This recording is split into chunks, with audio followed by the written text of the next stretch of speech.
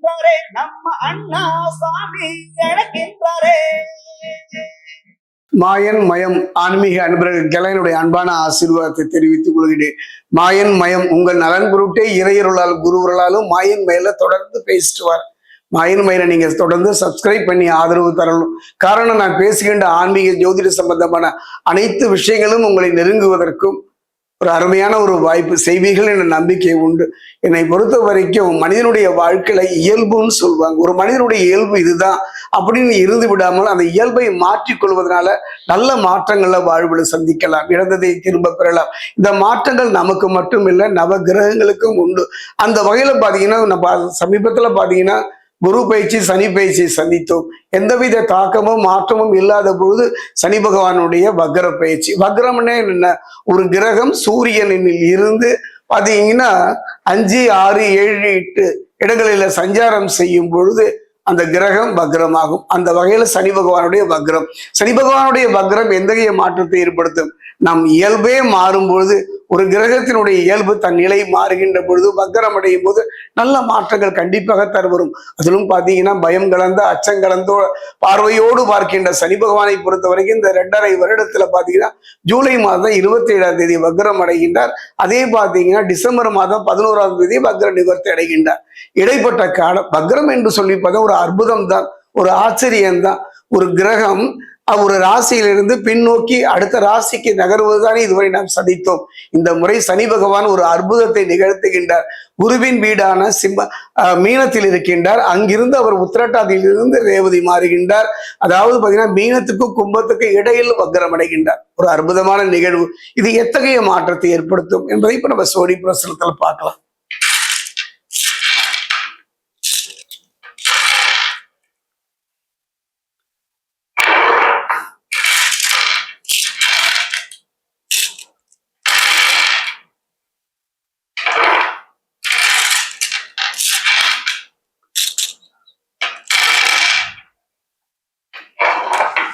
மிதுன ராசி அன்பர்களே, அருமையான ஒரு வாய்ப்பு, அருமையான சந்தர்ப்பம். மிதுன ராசியை பொறுத்த வரைக்கும் கர்ம சனியாக பிறந்து கொண்டிருக்கின்றார் சனி பகவான். அவர் இப்ப வக்ரமாகின்றார். அப்படிப்பட்ட ஒரு சூழ்நிலை, அருமையான வாய்ப்புங்க. நல்ல வீடு கட்டினோம், நல்ல தொழில் அமைந்தது, நல்ல வாழ்வு நல்ல முறையில் தானே நடந்து கொண்டிருக்கின்றது. ஏன் இதுல சிக்கல் பிரச்சனை? ஒரு ஏமாற்றம் சந்தித்தோம். நல்ல அரசியல்ல அற்புதமான நிகழ்வு தான். ஓடி ஓடி அரசியல்ல உழைக்கின்றோம், நல்ல முறையில வாழ்கின்றோம், நேர்மையாக இருக்கின்றோம், சத்தியத்துக்கு கட்டுப்படுகின்றோம். ஆனாலும் அரசியல்ல வெற்றியை நோக்கி நான் நகர முடியவில்லை. ஆன்மீகத்துல உண்மையாக இருந்தும் இறைவனை நோக்கி நகர்கின்றோம். ஆனாலும் முழுமையான ஒரு நிலை கிடைக்கவில்லை என்ற காரணங்களை இவைக்கெல்லாம் ஒரு அற்புதமான ஒரு வாய்ப்பு தான் இந்த 138 நாட்கள் சனி பகவான் வக்ரம் அடைகின்றார். அதே நேரத்துல பாத்தீங்கன்னா ஒரு நிகழ்வை நீங்க கொஞ்சம் கவனமா நிதானமா பார்க்கலாம். 10ல் அமர்ந்திருக்கும் சனி வக்ர சனி பயிற்சி ஒரு நல்ல ஒரு மாற்றத்தை கொடுக்க காத்திருக்கிறது என்பதைத்தான் சொல்வேன். மாற்றம் என்பது தொழில மட்டுமல்ல, குடும்பத்துல மட்டுமல்ல, வாழ்க்கையில ஒரு அருமையான சந்தர்ப்பம். மிதுன ராசிக்கு பகைவர்கள் என்று சொல்லக்கூடிய நேர்முக பகைவர்களா இருந்தாலும் சரி, நேர்முக எதிரியா இருந்தாலும் சரி, மறைமுகமாக இருந்து நம் வாழ்வுக்கு தொழிலுக்கு நம் கலகத்தை உண்டாக்கக்கூடிய பகைவர்கள் பதுங்கி செல்வார்கள், விலகி செல்வார்கள்.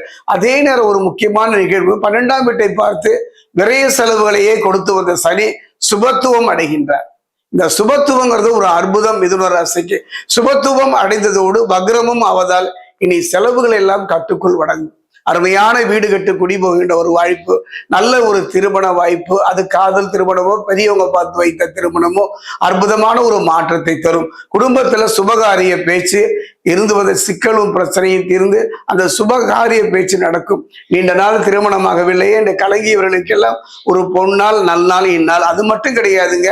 அதாவது சுபகாரிய பேச்சுன்னு சொல்றதை விட சுபகாரியங்களும் நடக்க தொடங்கும். வெளிநாடு செல்லும் வாய்ப்பு, அருமையான ஒரு மனிதனுடைய வாழ்க்கையில கனவுங்க.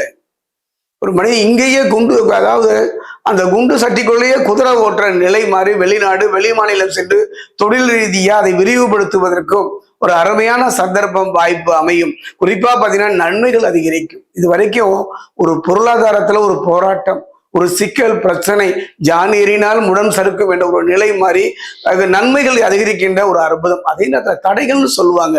குடும்பத்துல வாழ்க்கையில நீங்க சந்தித்து வந்த தடைகள், அந்த தடைகள் படிப்படியாக உணர்வதை நீங்கள் இயல்பாகவே உணரலாம். குறிப்பா பாத்தீங்கன்னா சனியும் பொறுத்த வரைக்கும் சனி ராசிக்கு 7ஆம் வீடான தனுசை பார்ப்பதனால பிரச்சனைகள் குலகும். இதுவரை சந்தித்து வந்த அரசியல்ல, ஆன்மீகத்துல, பொது வாழ்க்கையில, சட்ட ரீதியான பிரச்சனைகள் படிப்படியாக குறையும். குறிப்பா சொல்ல போனா அரசு துறையில ஒரு நல்ல ஆதாயம் பெறுவதற்கான அற்புதமான ஒரு வாய்ப்பு இந்த 138 நாட்கள். குறிப்பா சொல்ல போனீங்கன்னா சனி வக்ரமாக சஞ்சாரம் செய்யும் காலத்துல கொஞ்சம் கவனமா இருக்கணும் மிதுன ராசிக்கு. பேச்சுல உன்னுடைய செயல்பாட்டுல கவனமா இருக்கணும். அறிமுகம் இல்லாத மனிதர்களோட அந்தரங்களை எல்லாம் பகிர்ந்து கொள்ள வேண்டாம். அறிமுகம் இல்லாத மனிதர்களோடு நீண்ட தூர பயணங்கள் செல்வதோ, அறிமுகமே இல்லாத மனிதர்களோடு பாத்தீங்கன்னா சில கூட்டு தொழில் செய்வோம், அதெல்லாம் வேண்டாங்க. முடிந்தவரை இந்த 138 நாட்கள் அமைதியாக இருப்பது, தான் உண்டு தன் வேலை உண்டு என்று இருப்பது மிதுன ராசிக்கு சிறப்பு. குறிப்பா பாத்தீங்கன்னா 2ஆம் வீட்டில் குரு உங்களுக்கு பலமாக இருப்பதனால பல நன்மைகளை கொடுப்பார். சனி மட்டும் இல்லைங்க, அந்த 2ஆம் வீட்டிலே அமர்ந்திருக்கின்ற குரு பகவான் அற்புதமான ஒரு யோக பலனையும் உங்களுக்கு தருவார். ஒரு நிகழ்வை நான் சொல்லித்தான் தீர வேண்டும். மனிதனுடைய வாழ்க்கையில தெய்வ பலம் இருந்தால் மட்டும் போறார், மனோபலம் இருந்தால் மட்டும் போறாது, தெய்வ பலம் இருந்தால் தான் அது முழுமை பெறும். அந்த காலத்திலாம் பாத்தீங்கன்னா கோயில்கள்ல திருக்கல்யாணம்னு சொல்லுவாங்க. மீனாட்சி திருக்கல்யாணம், சீதா திருக்கல்யாணம் போன்ற திருக்கல்யாணங்கள்லாம் ஆலயத்துல நடத்துறாங்க. ஏன் தெரியுங்களா? அந்த திருக்கல்யாணம் சென்று பார்ப்பதன் மூலம் நீண்ட நாள் இழுத்தடித்த பிரச்சனைக்குரிய நம்முடைய திருமண வாழ்வு நல்ல முறையில் அமைவதற்கும், நல்ல கணவன் மனைவி அமைவதற்கும் ஒரு அற்புதமான சந்தர்ப்பம் அமையாதா என்றுதான் அந்த திருக்கல்யாணத்தை பார்க்கின்றோம். அந்த திருக்கல்யாணம் பார்ப்பதன் மூலம் நம்முடைய வாழ்க்கையில சுப காரியங்கள் வருவதற்கும் சுபத்துவம் அடைவதற்கும் ஒரு அருமையான சந்தர்ப்பம். இது நம்ம எல்லாம் இது வரைக்கும் தெரியும். ஒரு அற்புதமான ஒரு நிகழ்வை சொல்கின்றீர். இந்த திருக்கல்யாணம் என்பது கடவுளுக்கு மட்டுமல்ல, நவ கிரகங்களுடைய நாயகன் என்று சொல்லக்கூடிய சனி பகவானுக்கும் திருக்கல்யாணம். சனி பகவான் தன்னுடைய மனைவியாக நீலாதேவி மீது அதீத பாசமுடையவர், அன்புடையவர். திருமணம் அடைந்த மறுநாள் பாத்தீங்கன்னா சனி பகவான் தனித்திருக்கின்றார். அந்த நீலாதேவி சனி பகவானை நெருங்குகின்றார், அன்போடு பாசத்தோடு ஆசையோடு. ஆனால் சனி பகவான் சிவன் நிஷ்டையில் இருக்கிறதுனால சரியா பார்க்கலீங்க. அதனால் கோபமுற்று வேதனையுற்ற நீலாதேவி சனியை சபித்து விடுகின்றார். விநாசகாலே விபரீத புத்தி என்பதை போல சனி பகவானே என்னை பாராமுகமாக இருந்து விட்டாயே, நீ உன்னுடைய பார்வை கெடுபலனை தரட்டும் என்று அதை பற்றியெல்லாம் சனி பகவான் கவலைப்படவில்லை. ஆசையோடு அன்போடு உச்சியை முகர்ந்து நீலாதேவி அரவணைத்துக் கொள்கின்றார். அப்பொழுதுதான் உணர்கின்றார், தன் தவறை உணர்கின்றார். அதை பற்றியெல்லாம் சனி பகவான் கவலைப்படாமல் ஈசன் செயல் இதுவாக இருந்தார், என் விதி இதுவாக இருந்தால் அதை பற்றி கவலைப்படவில்லை. எந்த நிலையும் உன் மீது வைத்த அன்பு குறையாது என்கின்றார்.